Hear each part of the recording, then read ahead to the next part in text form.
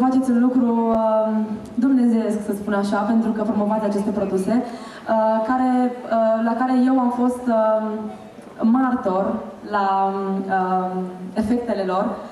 L-am folosit chiar și pe bunicii mei și i-au ajutat foarte mult să treacă peste anumite boli și eu folosesc aceste produse și mă bucur din nou că sunt aici pentru al doilea an și am venit să vă cânt 3 piese foarte frumoase.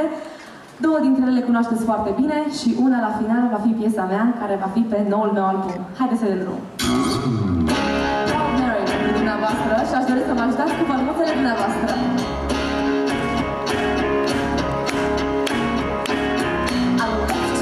Job in a city and working for a man every night and day, and I never lost him 1 minute sleep, 'cause I was worried all the way of things I might have been.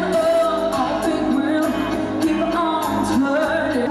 Și o piesă pe care o dedic acestei companii, Simply the Best. Haideți să cântăm împreună cu palmuțele. Cântăm Dragostea mea, se numește piesa.